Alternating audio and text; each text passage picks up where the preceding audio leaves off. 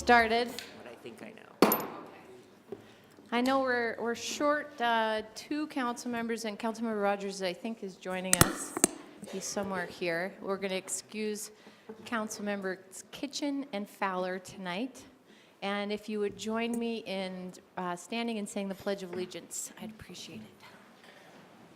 I pledge allegiance to the flag of the United States of America and to the republic for which it stands, one nation, under God, indivisible, with liberty and justice for all.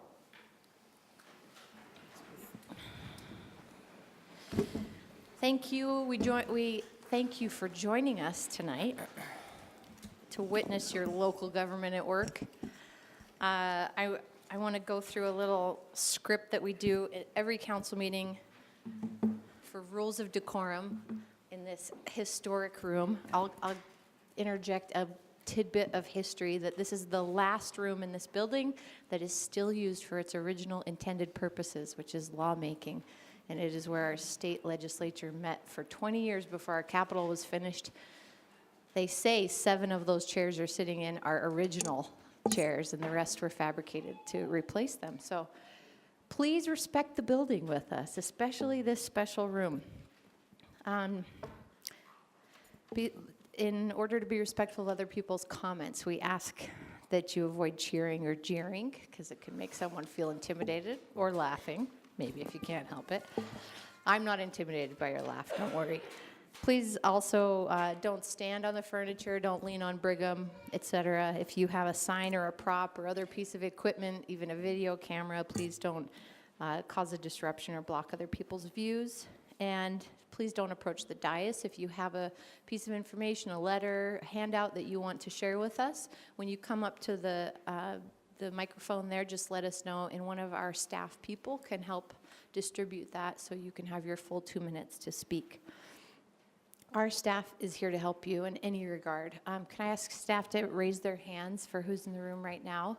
And there's others coming in and out. So if you have any questions or you need assistance in any way, feel free to raise your hand. They'll come over and chat with you. Also, we recognize that 2 minutes of comment time may not be enough for all that you want to say. And so we have a website which has contact information for the council as a whole or each and every one of us as individuals. There's also the contact information sheet that you're going to fill out if you want to speak to us, and you can indicate on there if you need some follow-up. There's also all the information of how to reach us on your own if you'd like to do so. So thank you for bearing with me. Our first item of business will be approving work session minutes for February 6, 2018, February 28th, 2018, February 20th, 2018, and March 6th, 2018. Madam Chair. Sorry. So moved. Second. I have a motion by Councilmember Luke and a second by Councilmember Johnston. Any discussion? All those in favor? Aye. Any opposed? We approve the minutes. And now we will be able to hear from our mayor, who will present recommendations to the council regarding proposed community development block grant CDBG funding, emergency shelter grant ESG funding, home investment partnerships program home funding, and housing opportunities for persons with AIDS, the HOPWA funding budgets. Thank you, Mayor. Great, thank you. And I believe you have before you this data sheet, which will break things out for you. It's much larger than mine. I think they were trying to trip me up a little bit, but they did not succeed. So I am pleased to stand before you and present the 2018-2019 one-year action plan funding recommendations for your consideration. These recommendations reflect the funding allocated through Community Development Block Grant, Home Investment Partnerships Program, Emergency Solutions Grant, and housing opportunities for persons with AIDS. Combined, these funds help move the city forward with our 5-year consolidated plan titled Neighborhoods of Opportunity. This plan details the city's funding commitment of programs, services, and projects into very specific goals that address gaps identified through an extensive needs analysis. These goals are the culmination of 2 years of research, public outreach, data analysis, public input, and surveying and include housing, childhood education, improving the health of our homeless population, infrastructure needs, and economic development. Each year, these goals are evaluated in the context of the immediate needs of our community, shaping the allocation of these dollars. In addition, these 4 programs, the city is also able to channel funding to support the city's housing plan, Growing SLC, as adopted by City Council in December of 2017. This cohesive approach demonstrates our commitment to make sure our plans and resources align toward mitigating our current housing crisis, making Salt Lake City a city for everyone. The Housing and Neighborhood Development Team continues to drive program efficiencies, increase community engagement, and provide needed support to our community partners. This year, there was a 41% increase in public engagement, with over 1,800 residents providing feedback on their priorities. The top 4 priorities for residents include early childhood education, affordable housing, services for the homeless, and improving parks and green spaces. Applicants had the opportunity to meet one-on-one with the CDCIP board and my office to provide more clarity in how this federal funding impacts their organization and the outcomes of the programs. For this funding cycle, there was nearly $7.7 million of requests through 53 applications, and we anticipate only receiving $5.2 million in federal funding. The advisory board and I have closely evaluated each application, each program and project value provided to our community. The passion, compassion, and thoughtfulness behind each program and project is clear. While every agency cannot be funded, I recognize the valuable service and leadership of our partners to underserved and underrepresented residents within our own community. Many of these agencies are here tonight, and I want to say thank you to you for taking the time to advocate and share your commitment.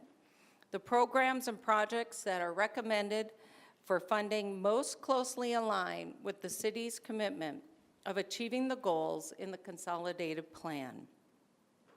And the consolidated plan continues to serve as a tool to provide expectations to the funding recipients and hold them accountable for their role in shaping our community.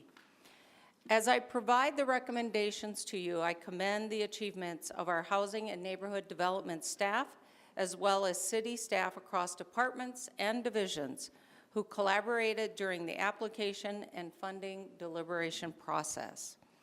They have consistently risen to the challenge of providing a space where equity and empowerment guide the process, and the action plan holds us accountable to those commitments. I would also like to recognize the efforts of both of our citizen boards that inform this process.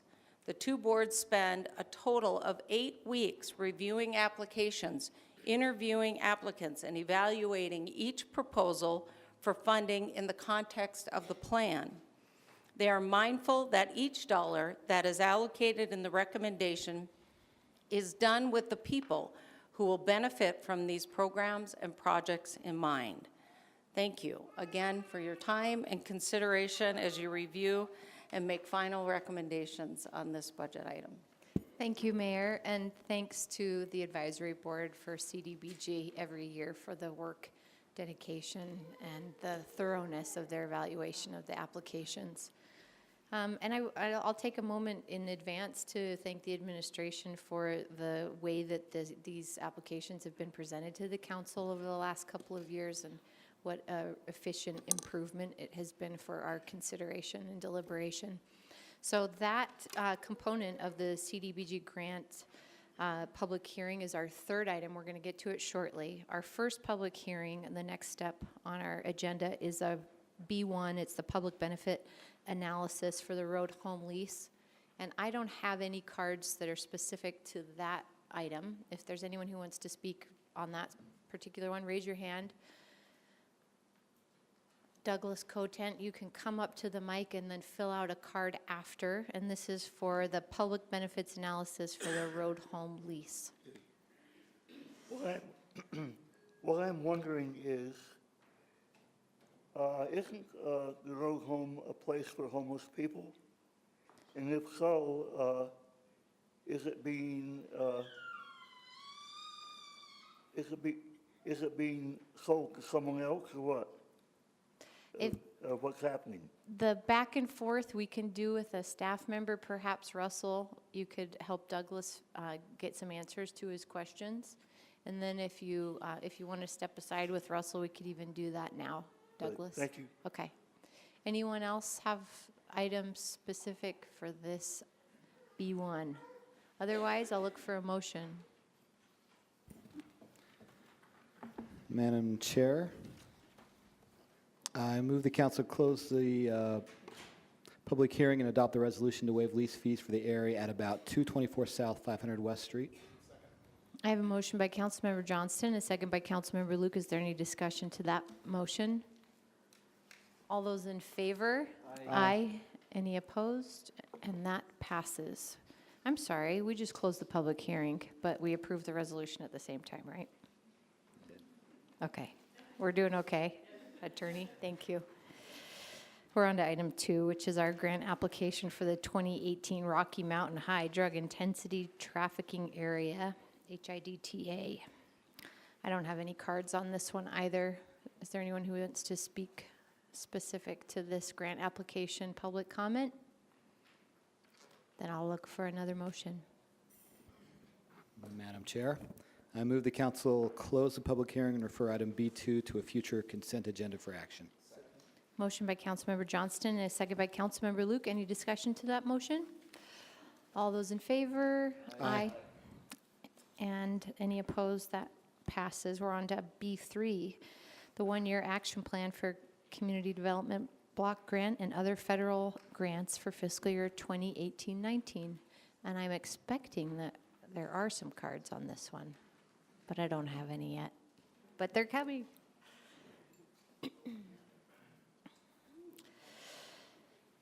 Get comfortable, people. Everyone gets 2 minutes. You don't have to take it all, but we want to hear from all of you. We're going to start with Jason Wheeler, followed by one Mike Ackerlow. The advantage and disadvantage of having an organization that starts with the letter A. So, Or you came first. Oh, no, yes. you're right. We're in order. I'm very grateful to be here today. I am Jason Wheeler with Assist. We are a nonprofit community design center. Founded in 1969, we have been helping stabilize households, homes, and neighborhoods through emergency home repairs. Jason, Oh, don't. can I pause you for just a second? My apologies to my peers. This is on page 2, number 1. Please continue. Thank you. And architectural design assistance for low-income families, seniors, and persons with physical disabilities for nearly 50 years. At a time when the state of Utah is facing an affordable housing deficit of 47,000 units, Assist is playing a critical role in preserving affordable housing stock and helping keep homeowners in their homes, thereby helping maintain availability of rental units for other families.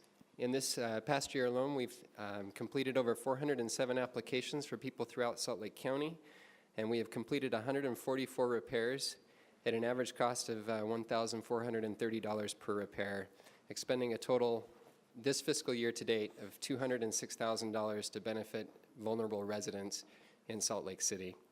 In addition to that, we've basically expended our entire allotment of CDBG funding from the previous, or from this fiscal year, and have documented an unmet need of over $50,000 of individuals that we've identified. This is money that we could spend today if we had it available to benefit Salt Lake City residents. I'm incredibly appreciative of the recommendation of Salt Lake City to continue to support this program that's truly helping vulnerable homeowners and helping maintain affordable housing stock in the city. And certainly if there were any opportunity to increase funding for the 2018-2019 fiscal year to the fully requested amount, we would be able to spend that funds to the benefit of Salt Lake City residents. Thank you.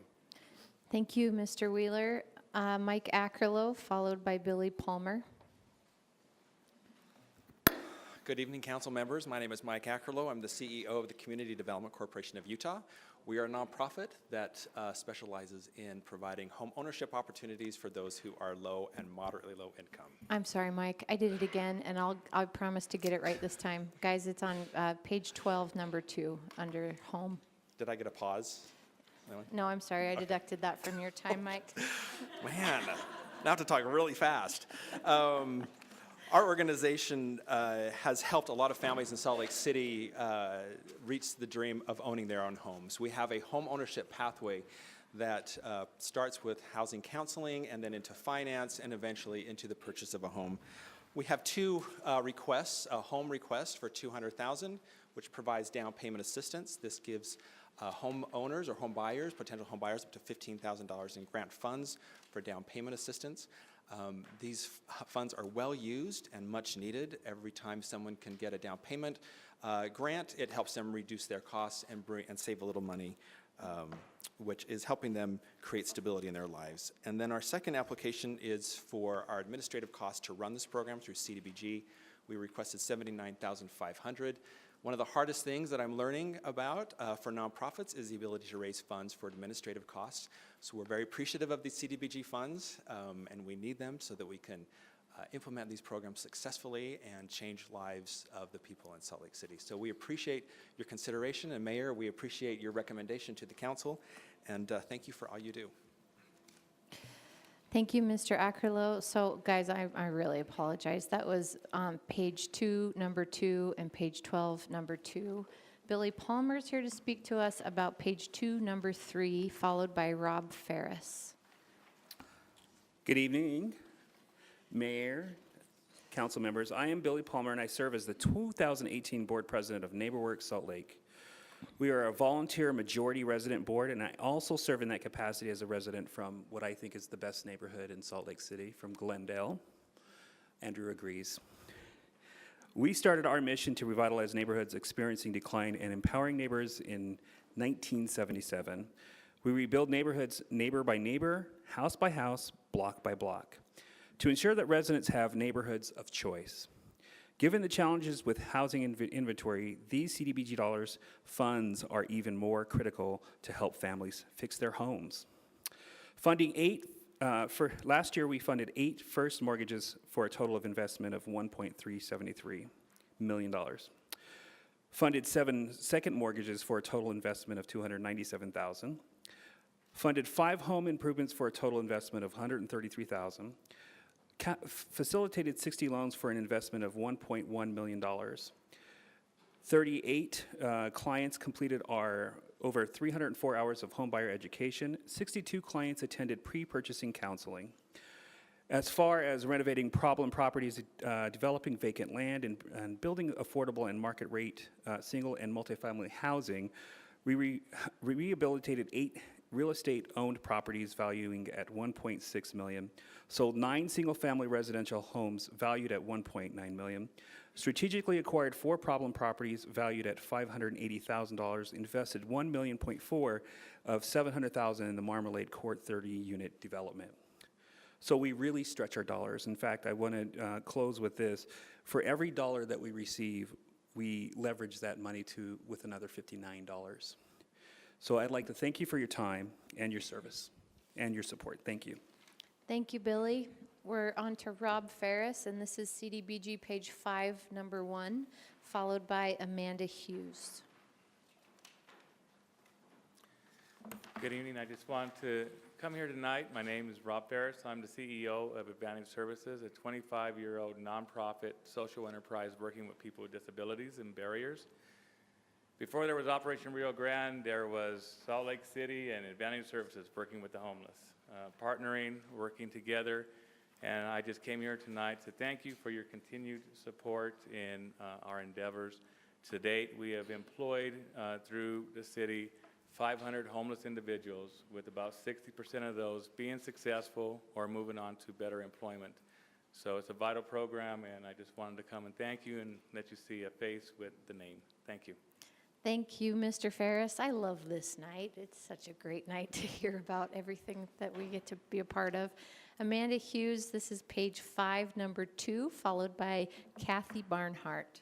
Thank you. Hi, I'm with Boys and Girls Clubs of Greater Salt Lake, and I'm here tonight to thank the mayor for her recommendations for our digital divide application. We are proposing to do phase 3 in our Glendale location and extend services into our Fair Park and Rose Park community clubhouse at our Capital West service to directly address the consolidated plan priority for digital inclusion and promote access to communication technologies for vulnerable populations by opening up our computer labs to our friends and families in those neighborhoods. The prior 2 years of CDBG funds from Salt Lake City has allowed us to invest in infrastructure and hardware and campus-wide Wi-Fi for our computer labs that are already serving our youth and our teens in these neighborhood clubhouses. The funds from this application would go to help us staff those computer labs and extend the hours into evening and weekend hours so that we can continue these services for the community around the clubs as well, providing this population that is in a digital desert with the communication technologies that they need to have to be included in the voice of our community. So we thank you for your continued support. We'd ask that you would consider funding this at the full request of $41,000 so that we can continue those hours through the weekend as well and making those programs available to the entire community. Thank you. Thank you, Ms. Hughes. Kathy Barnhart, which is page 5, number 3, followed by Sean McMillan. Good evening, thank you. The English Skills Learning Center is really excited to see this recommendation for our job readiness training program. This program has been around for, this will be its 5th year. It is an English as a second language program specific to the skills that people need to look for employment, gain employment, and keep employment. It's been a really popular program with the Refugee Services Office, and we offer classes at the Refugee Education and Training Center, and we also work with LDS Church. We're offering these classes now at the DI. What I would propose with this grant is to offer these classes to the immigrant populations on the West Side. We would look for adults with very limited literacy, very limited English skills, not very much experience working in the United States, and also young adults, who I think would also really benefit from this program. So we're very pleased. Thank you so much for your recommendation, and thank you for your work. Thank you, Ms. Barnhart. Sean McMillan, which is page 5, number 4 and 5, followed by Sarah Waugeman. Correct me when you get up here, Sarah. Hi, Sean. Hello, council member. I'm Sean McMillan. I'm the executive director of First Step House. We're a community-based behavioral health services provider located here in Salt Lake City. First, I want to thank the council members, Mayor Biskupski, and the advisory board for your support of First Step House, our programs, and our patients. We greatly appreciate the funding we have received for our Peer Support Services program. The Peer Support Services program provides peer-based supportive services delivered by peer support recovery support specialists to ensure that an estimated 160 low-income patients receive recovery support services to reduce barriers to substance use disorder recovery and increase recovery stability. The recommendation by the advisory board and Mayor Biskupski is greatly appreciated. However, we are here tonight to ask the council to restore our funding recommendation to the full $36,833 previously funded by Salt Lake CDBG. This will ensure our ability to continue to leverage additional dollars to sustain and grow this important program. Secondly, I'm here tonight to make an appeal for funding in the amount of $66,232 for our employment placement and preparation program. Although this program was not recommended for funding, we believe it is critical to Salt Lake City's ability to achieve its consolidated plan goals related to increased job training and creation. It also responds to the third phase of Operation Rio Grande, which is to help people with histories of homelessness, incarceration, and behavioral health conditions obtain and sustain employment. Our data reveals that patients exiting First Step House are often able to get a job, but the problem is they aren't able to sustain employment or increase their wages by advancing in their career. Our proposed employment program is founded on research done by Dartmouth College that shows that effective employment support for those with co-occurring disorders, including substance use disorder, must be tied to behavioral health care and a developed relationship between the employment specialist and the employer. Time. Dartmouth College's Individual Placement Services Employment Center have stated that they are interested in conducting an independent evaluation of our program, and KeyBank will be our leading corporate sponsor with an investment of $200,000. Please We wrap ask- up, Sean. Your time's up. Okay. Just wrap it up. Oh, okay. That's, Just one sentence. okay, one sentence. As our key partner in implementation of this critical innovative research program to address true employment needs of the people who are working hard to permanently exit homelessness and incarceration. Thank you. Thank you, Mr. McMillan. Sarah Waugeman, who's going to correct my slaughtering of your last name, which is page 6, number 6, will be followed by Mackenzie Rodert. Well, good evening. Your second attempt was much closer. Thanks. Thank you for the opportunity to speak on behalf of the Guadalupe Center Educational Programs. My name is Sarah Waugeman. I am the Development Officer at Guadalupe. We have requested funding from CDBG Public Services for support of our Early Learning Center, which houses 3 of our 5 programs, which includes our in-home, toddler beginnings, and preschool programs. Our Early Learning Center serves children birth through 4. Nearly all of the families we serve live below the federal poverty line, and the vast majority of our students are English language learners. Our in-home and toddler beginnings programs provide at-risk babies and toddlers with enhanced support to help them reach age-appropriate developmental milestones before entering preschool. And these funds will be used to offset the salary of one in-home parent educator who serves up to 16 kids ages 0 to 2, and the remainder of the funds will be used to pay a portion of the salaries of 2 toddler beginnings teachers who serve up to 45 2-year-olds in our toddler beginnings program. We're grateful for the support we've received through CDBG the past few years. It has helped us achieve our mission of transforming lives through education. Of the students entering kindergarten this year in our charter school, the students who participated, in our Early Learning Center were more than twice as likely to enter kindergarten at or above grade level than their peers who did not participate in our program. And our parents are incredibly grateful for the program as well. At our most recent parent-teacher conferences, one parent thanked our program director because her son loves coming to school now.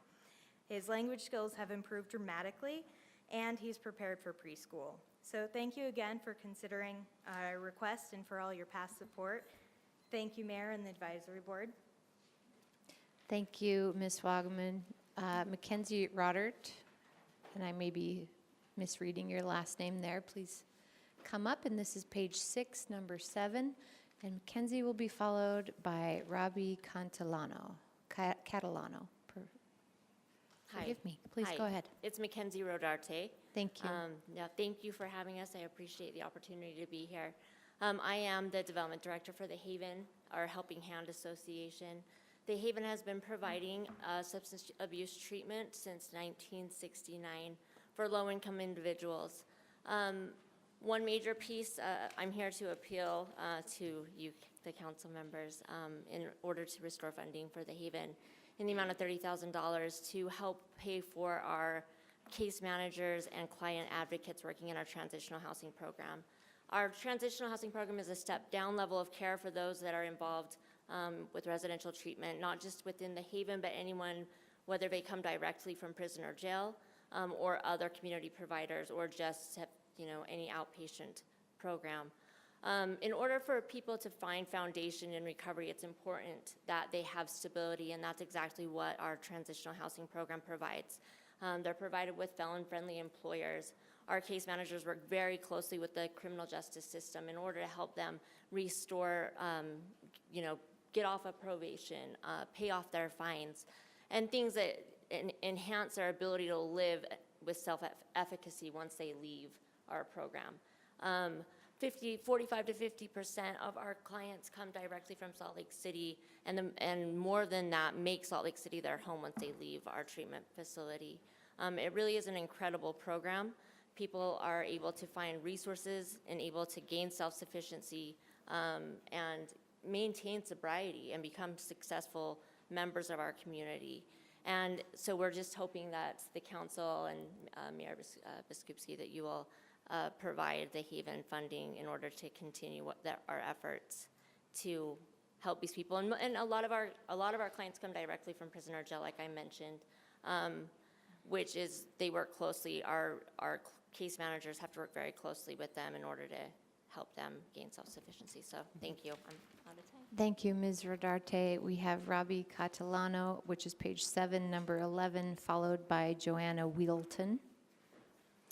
Good evening. My name is KB Catalano, and I am the proud development director for Neighborhood House, which is a local nonprofit with a 124-year legacy of serving Salt Lake City's West Side community, which is home to many hardworking families, but is also home to two of the most economically depressed zip codes in our city, 84104 and 84106. On behalf of our Board of Trustees and our staff leadership, I want to thank you for your long-term support of our preschool program. Neighborhood House provides year-round nationally accredited preschool programming for 100 children from extremely low to moderate income households. And with the excitement of our new building that's going to be going under construction here shortly, we are soon to be serving even more preschoolers. The current level of funding that we receive through Salt Lake City is $30,000 a year, and that supports a portion of 3 teacher salaries and benefits impacting 60 children out of our 100 that we serve. Our new request for increased funding to $40,000 would support a portion of 4 teacher salaries and benefits impacting up to 80 children in our program, and increase our ability to recruit, train, and retain exceptional teachers. The Neighborhood House preschool program is accredited by the National Association for Education of Young Children and is only one of 33 in the entire state of Utah.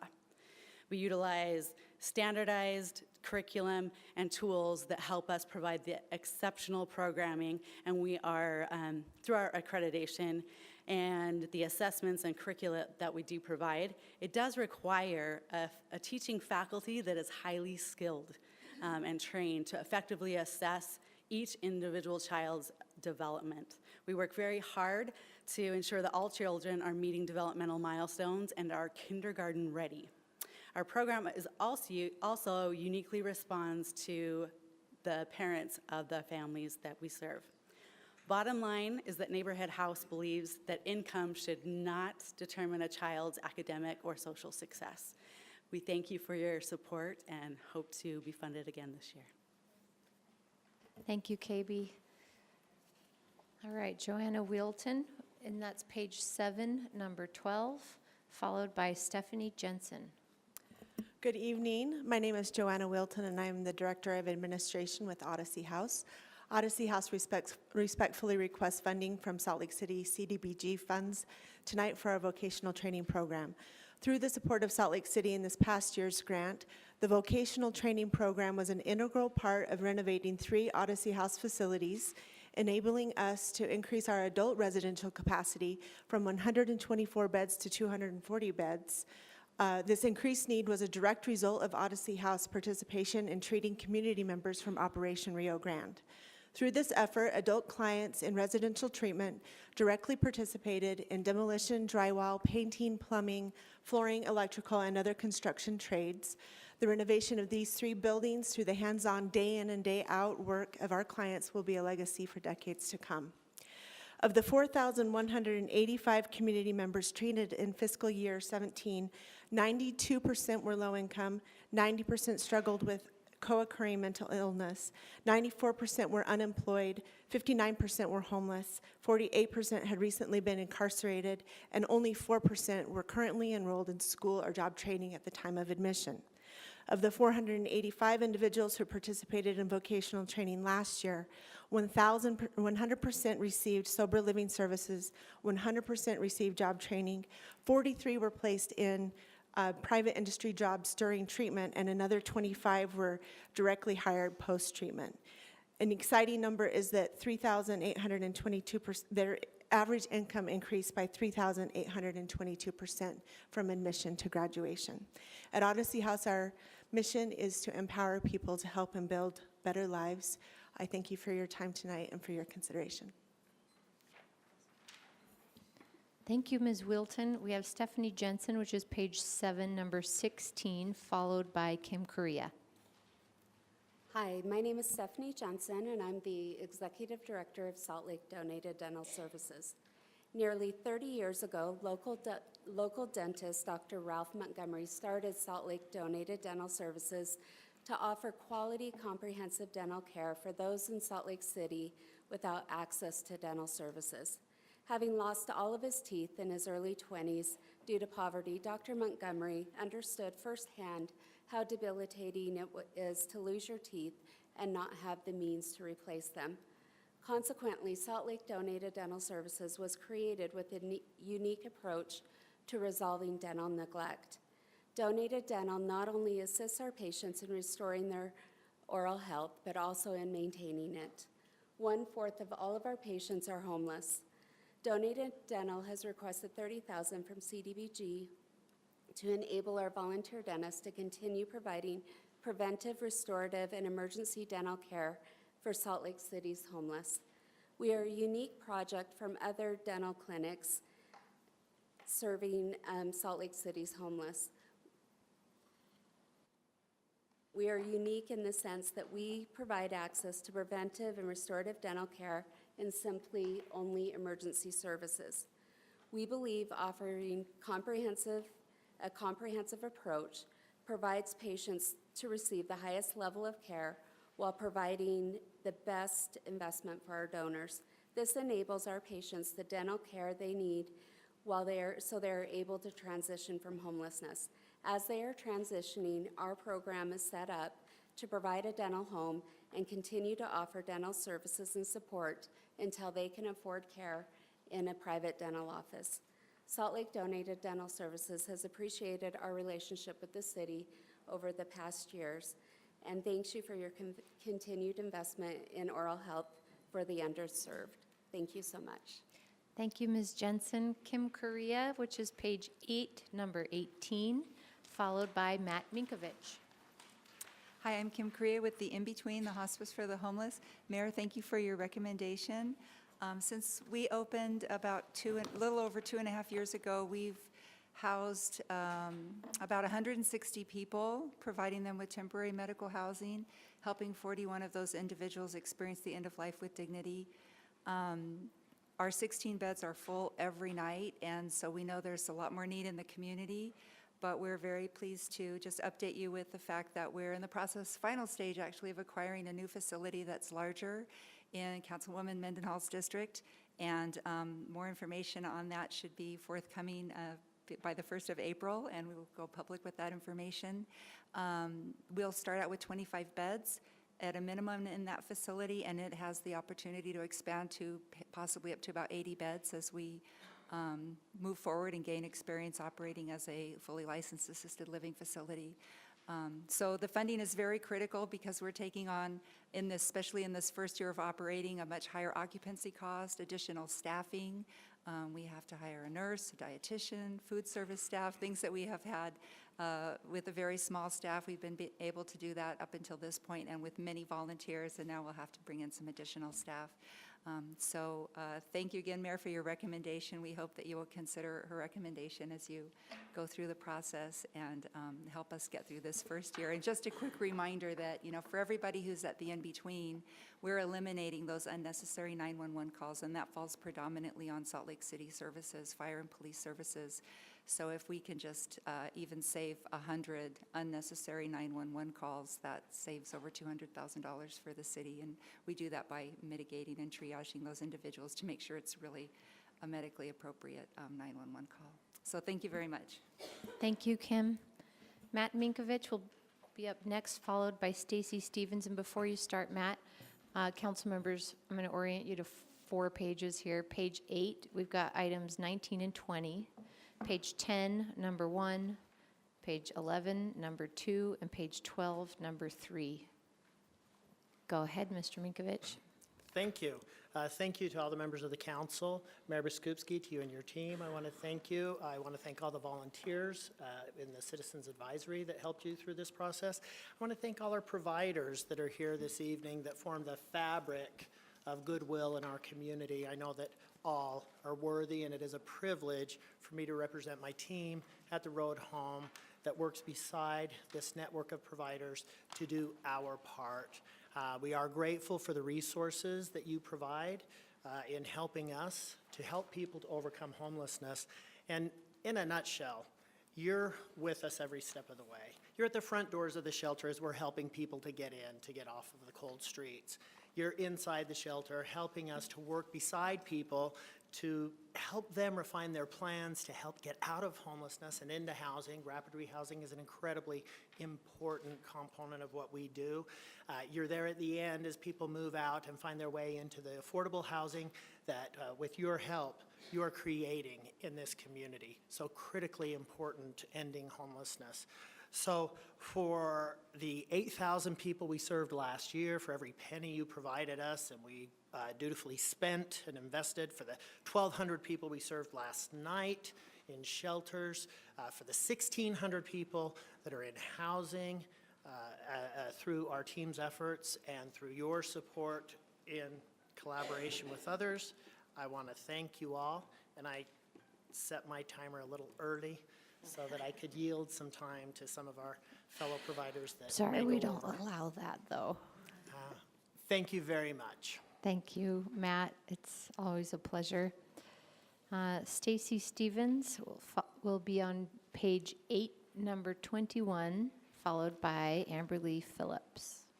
Good evening, Mayor and Council. My name is Stacy Stevens. I'm the grants manager at Wasatch Homeless Healthcare 4th Street Clinic. We're a federally qualified health center that's designated for homeless health care.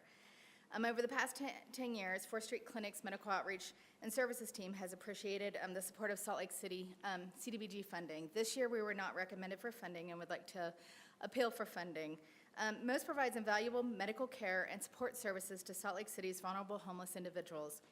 Individuals living in camps or motels, those not seeking services, and some of those are victims of human trafficking. Although 4th Street Clinic is developing a much larger mobile medical unit that will be used to serve those in the new resource centers, MOST still plays a critical role by engaging and treating the many homeless community members who are service resistant. In the past couple of years, like many nonprofits, 4th Street Clinic has struggled with staff and turnover for MOST.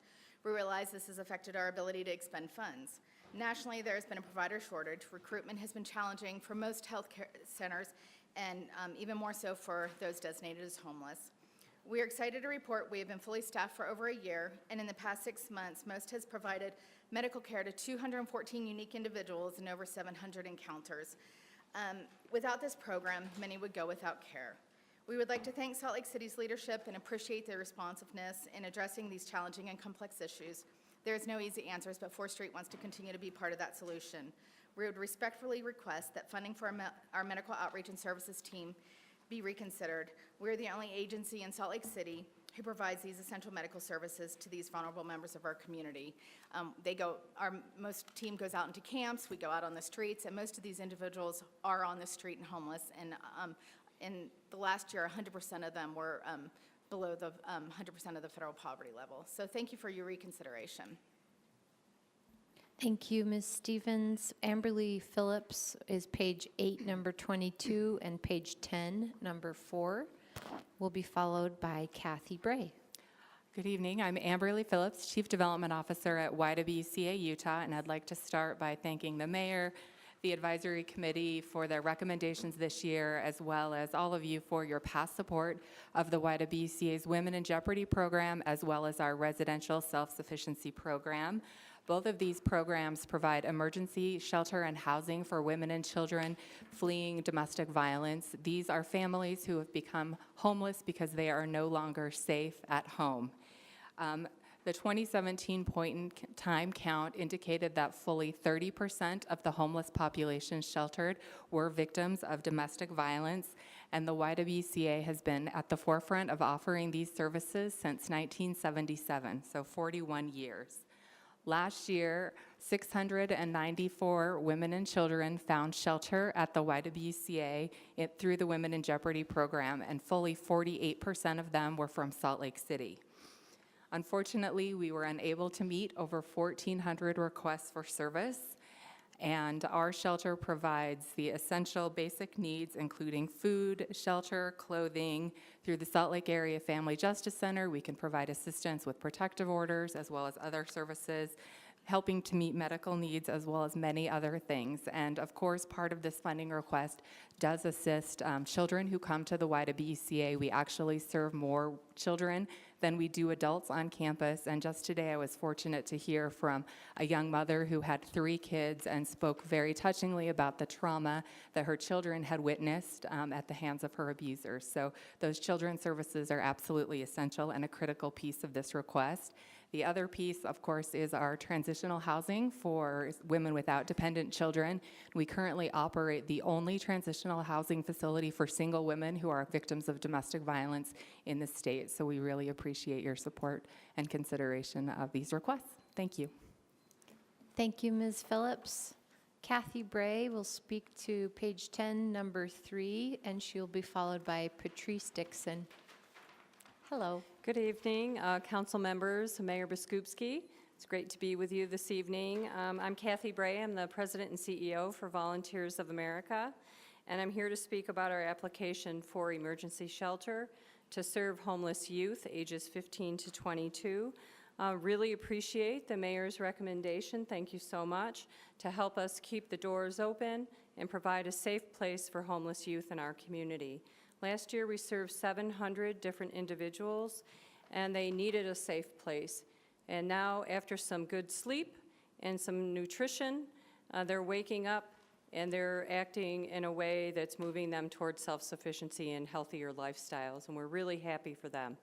We're seeing them walking into the Cornerstone Counseling Center now. We're seeing them working over at Maud's Cafe. We're seeing them packing up the back of a car to move into a housing unit, all from the emergency shelter. So it's a critical place for people to heal and to start that path toward recovery from whatever their circumstances have been.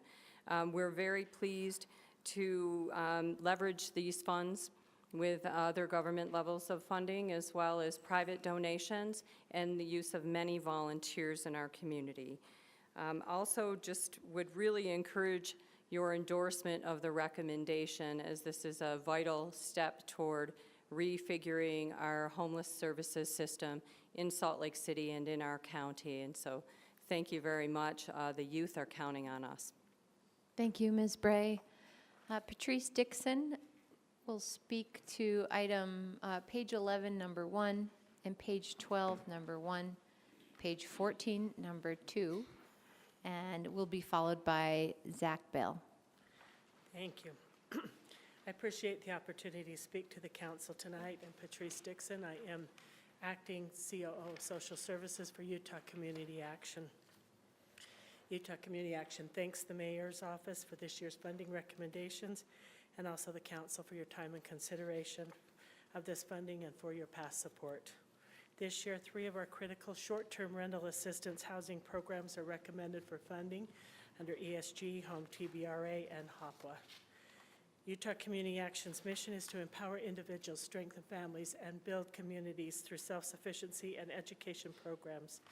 Through the administration of 6 vital programs, including Head Start, heat utility assistance, weatherization, adult education, housing and case management, and nutrition services, including food pantry services, Utah Community Action provides a continuum of services to low-income individuals, where each service provides a critical component leading to a strong foundation towards self-reliance.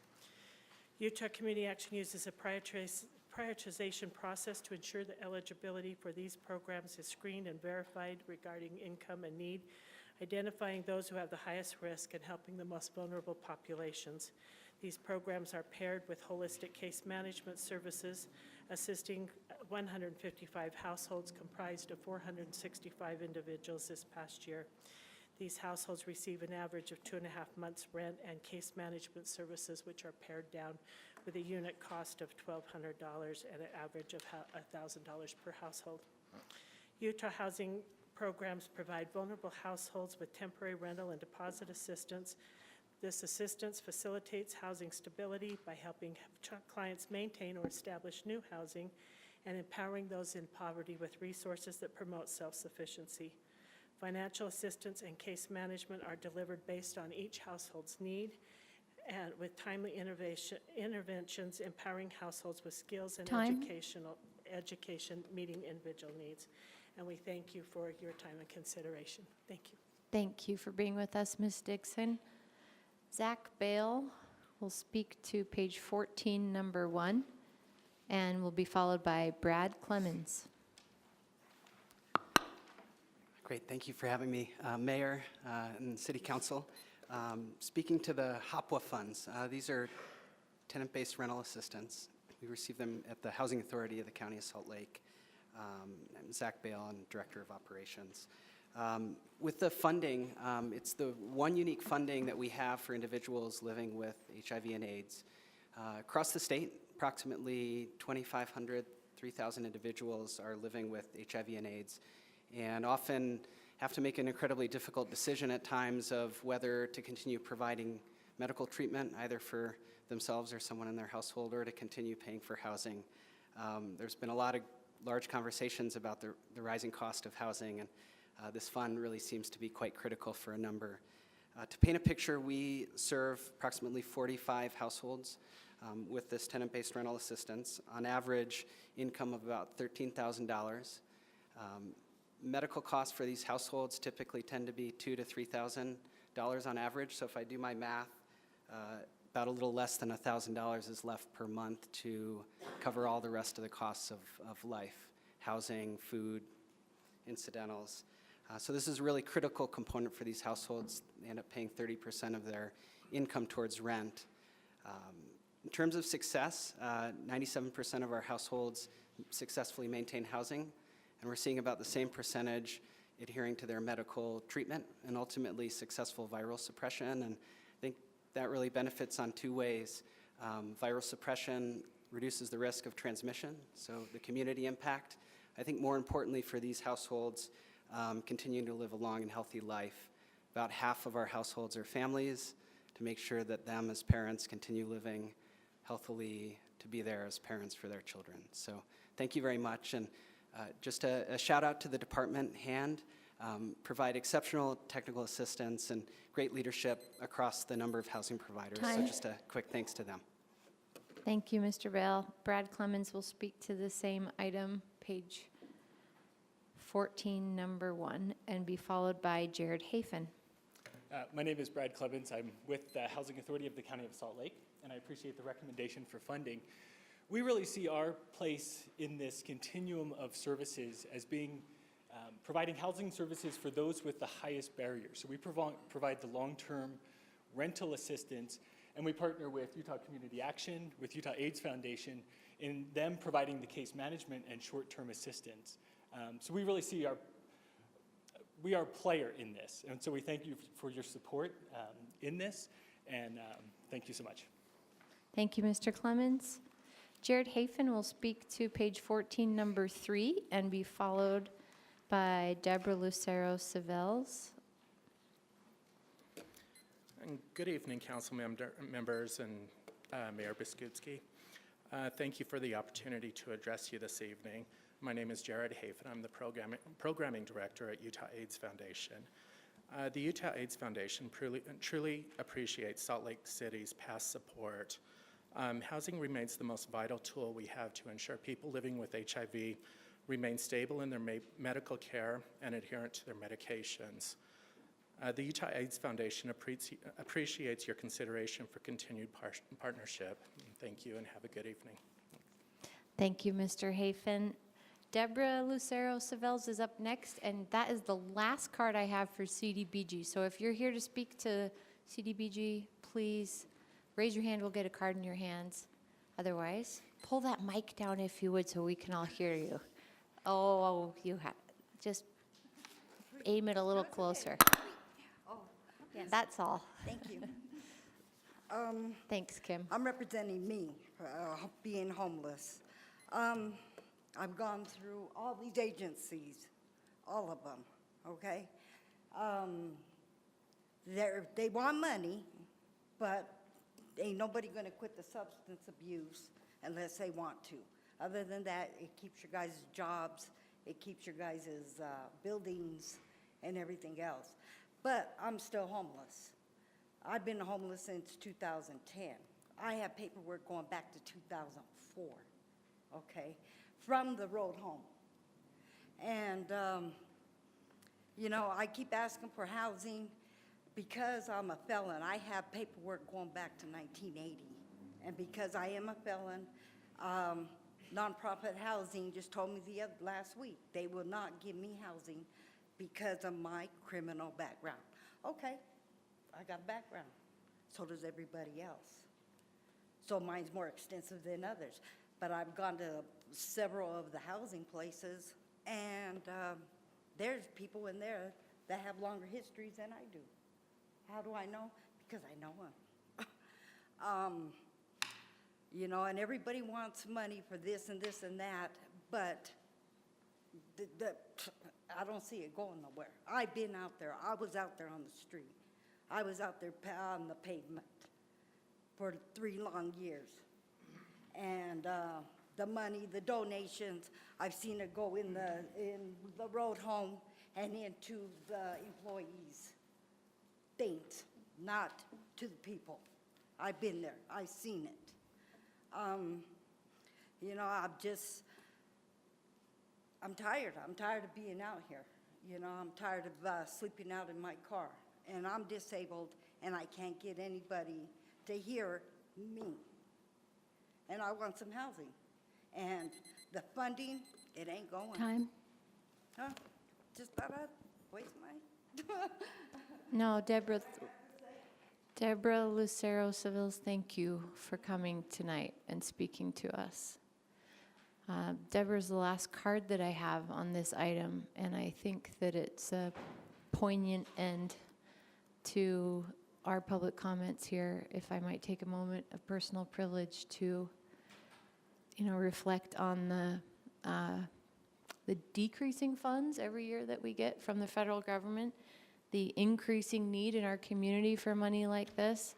And, you know, it feels great to hear from so many community partners who work day in and day out to provide for our fellow community members, and it's not enough. It's just not enough. So I'll look for a motion to close this public comment. Madam Chair, I move that we close the public hearing and refer this item to a future meeting for action. Second. I had a motion by Councilmember Luke and a second by Councilmember Rogers. Is there any discussion? All those in favor? Aye. Aye. Any opposed? And we're moving on to item B4, a public hearing on our funding and revenue options. And I'd like to read a little introduction. Yeah, feel free if you were here for CDBG to head out. The Salt Lake City Council and Mayor Biskupski's administration are seeking feedback about funding options for the city's critical needs. Street maintenance, affordable housing, transit service, and public safety are all areas that need additional funding to maintain the city's high quality of life and to help improve air quality. So while we're considering all available funding options, city officials see 2 that stand out as the most viable at this time. 1 is increasing the city's portion of sales tax, and 2 is asking voters to consider approving a general obligation or a GO bond to fund road improvements. So tonight is the first of our public hearings on these issues. A second public hearing will be held Tuesday, April 3rd, and the council may take action on this proposed sales tax option later in April. Additional public engagement on the GO bond will continue through the summer. For more information about the public engagement efforts, please visit the staff table out in the hallway. If you haven't already filled out a card to speak at tonight's hearing, please raise your hand and staff will bring you a card. Written comments are also, of course, accepted. And please see a council staff person if you want to find out how to do written comments. So do I have anybody who wants to speak to us tonight on the sales tax option or the general obligation bond? Oh, come on. Liz Bueller. Wow. Surely there's comments out there somewhere. It is caucus night. It is a caucus night. And we will hold additional public hearings. And a jazz game. And there will be a workshop that isn't But I'm not a city saying. council public hearing. Okay, if I don't have any cards on item B4, I'll look for a motion. Madam Chair, I move to, that the council close public hearing and refer to the next public hearing on April 3rd. Second. Motion by Councilmember Wharton, a second by Councilmember Johnston. Any discussion? Okay, all those in favor? Aye. And any opposed? So the continuation of the public hearing happens. And now we're on to section C, our potential action items. C1 is the ordinance for refuse code revision. Madam Chair, I move that the council adopt an ordinance amending section 9.08.010, definitions of the Salt Lake City Code. Second. A motion by Councilmember, what's your name again? Rogers. Rogers, a second by Councilmember Johnston. You know, it is Fred Rogers' birthday today. You can take a moment of personal privilege. He is the OG Rogers, you know. Won't you be my neighbor? That's right. All those in favor? Aye. Aye. Any opposed? And we're moving on to item C2, which is an ordinance for the neighborhood house rezone at 1419, 1422, 1423, and 1430 South, 1100 West. Madam Chair, Yes, please. I move that the council adopt an ordinance amending the zoning of properties located at 419, 422, 423, and 430 South, 1100 West from R1 5000 to institutional. Second. I have a motion by Councilmember Luke and a second by Councilmember Johnston. Any discussion on this motion? All those in favor? Aye. Any opposed? And that ordinance passes. We're on to the next neighborhood house street closure, which is item C3. And I'll look for a motion. Madam Chair, I move that the council adopt an ordinance closing and vacating a portion of 1100 West between Goshen Street and the Jordan River and between 400 and 500 South Streets. Second. I have a motion by Councilmember Johnston, a second by Councilmember Rogers. Any discussion here? All those in favor? Aye. Aye. Any opposed? And that passes. Now for item C4, the public benefits analysis, the donation of city-owned property to neighborhood house. Madam Chair, I move the council approve the resolution authorizing the donation of city property to Neighborhood House Incorporated, a Utah nonprofit corporation. I have a motion by Councilmember Johnston, a second by Councilmember Luke. Any discussion to this final neighborhood house ordinance? All in favor? Aye. Any opposed? And the neighborhood house is going onward. We're on to C5. This is an ordinance for the planned development zoning text amendment. Madam Chair, I move the council adopt an ordinance amending various sections of Title 21A of the Salt Lake City Code pertaining to planned development regulations. I have a motion by Councilmember Rogers, a second by Councilmember Luke. Any discussion on this motion? All those in favor? Aye. Any opposed? And we're to item C5, an ordinance considering the planned development zoning text amendment. Madam Chair, I move the council adopt an ordinance amending section 21A.34.020 of the Salt Lake City Code pertaining to demolition and economic hardship processes in the Historic Preservation Overlay District. I have a motion by Councilmember Johnston, a second by Councilmember Wharton. Any discussion? Just to clarify, this is item C6. No, I was talking about item C5. We just did C5. I'm sorry. I felt like I was repeating myself there. This is item C6. Thank you. And that's what the motion was for. Yep. Can I clarify then? The ordinance for this petition was merged with another petition, Standards for New Construction in Local Historic Districts. This was done in order to prevent text collisions between the two amendments because they involve substantial amendments to the Historic Preservation Overlay District and were being processed at the same time. Thank you for that clarification. The motion stands, and the second, all those in favor? Aye. Any opposed? And that one passes, so we're on item C7, aren't we? Yes. Thanks. I'll Madam look Chair, for a motion. Yes. I move that the council adopt an ordinance amending section 21A-34.020 of the Salt Lake City Code pertaining to new construction in the Historic Preservation Overlay District. Do I have a second? Second. I have a motion by Councilmember Wharton, a second by Councilmember Johnston. Any discussion? All those in favor? Aye. Any opposed? Okay, now we're moving on. That passes to item, section D, rather. Comments to the city council. I don't have any cards. Raise your hand if you'd like to speak to us. Oh, I have one, and I'm just going to venture a guess that it's Douglas. But we'll see. Douglas Cotent, come on up. Come on down.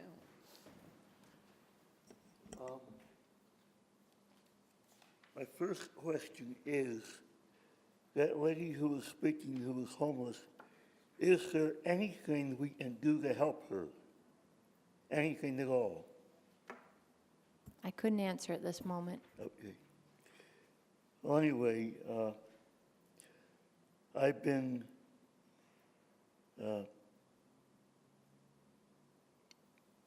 thinking about the possibility of going into city government because I heard on the news a couple of weeks ago that Garrett might be running for state senate, and I'd like to speak with him about the possibility of my running for his seat on the 4th District. Of course, I understand that election is next year. Am I right? Yes. And I would like to familiarize myself with Neighborhood House and Odyssey and other projects. And I would probably have to talk to some people about that. Anyway, that's all I have to say. Oh yeah, and I would appreciate it if something was done about the Utah Transit Authority because some of these drivers just take off without waiting for passengers, and I think that's getting a little idiotic. So that's all the comments I have. Thank you. Thank you for joining us, Mr. Cotent. It's Douglas. Douglas, thank you. Anyone else want to speak to general comments? 2 minutes, anything you want to tell us about? It's tempting, isn't it, a little bit? All right. Nothing else, we'll move on to, you know what isn't in here is questions to the mayor. That's funny. Anyone have any questions for Patrick Leary? Thank you for joining us. Let's make sure we add that part back into next week or the next agenda. For some reason, it's missing from We my... take it off when the mayor is scheduled to give a presentation. So can we give questions to her when she's presenting? I think not. It's been a funny tradition, so we can. It was a request of a previous mayor, and we I'm just still continued. learning. Okay. Item E, new business. We have E1, an ordinance to, which is an amendment to the Northwest Quadrant CRA, which we are pulling, or do we want to make a motion? I thought we'd discussed this in our RDA meeting, and it was eliminated from this discussion. Am I mistaken? Skip those. We're going to skip those. That item was tabled by the RDA earlier today, as well as E2. And so we're on to Section F, unfinished business. And our F1 is the Housing Trust Fund loan for the Denver apartments. Madam Chair, I move to excuse myself from this deliberation. You can call me when you're ready for me. Sure, we're going to have Councilmember Johnston recuse himself or excuse himself. We'll wait for you to leave. Once he's gone, Madam Chair. Yeah, Madam Chair. Get out of here, Andrew. Shut the door. Okay, Madam Chair, I move that the council adopted a resolution authorizing a loan for $500,000 from the Salt Lake City Housing Trust Fund to Denver Properties LLC for the Denver Street apartments located at approximately 770 South Denver Street. Second. I have a motion by Councilmember Luke and a second by Councilmember Rogers. Any discussion on this motion? All those in favor? Aye. Aye. Any opposed? And that passes. We can invite Councilmember Johnston to rejoin the group. And we'll move on to item F2, the request related to the rezone at 545 and 555 West, 500 North. Madam Chair, I move that the council adopt a resolution extending the time period for satisfying the conditions set forth in Ordinance 18 of 2012 by 6 months in order to give the city and the applicant time to complete a development agreement. Thank you. I have a motion by Councilmember Wharton, a second by Councilmember Luke. Any discussion on this one? All those in favor? Aye. Aye. Any opposed? And we pass that one as well. Our consent agenda. We'll look for Madam Chair, a I move that motion. we approve the consent agenda. Second. And I just want to recognize that our new city engineer, Matthew Castle, stuck through this meeting and is a part of the consent agenda. Thank you for sticking around. I promised it wouldn't be eventful. There it is, and that will be the conclusion of our meeting. Thank you. Oh, I'm sorry, we didn't vote on the consent agenda. I'm getting ahead of myself here. Are we good to keep going, Cindy Mansell? You got us? Okay, sorry about that. Did I get a motion? See, we still don't have a. I think I already moved the Yeah, you moved agenda. it. We You just did? need to vote. You Did seconded it. you second? Oh, and So- then we didn't vote. And then we didn't vote. So That's my until we vote, mistake. we still don't have a city engineer. I just want to make that clear. Wow. I have a motion by Councilmember Luke and a second by Councilmember Wharton. Is there any discussion to all my foibles tonight? Congrats. All those in favor? Aye. Any opposed? And the consent agenda is approved, and we stand adjourned. Thank you.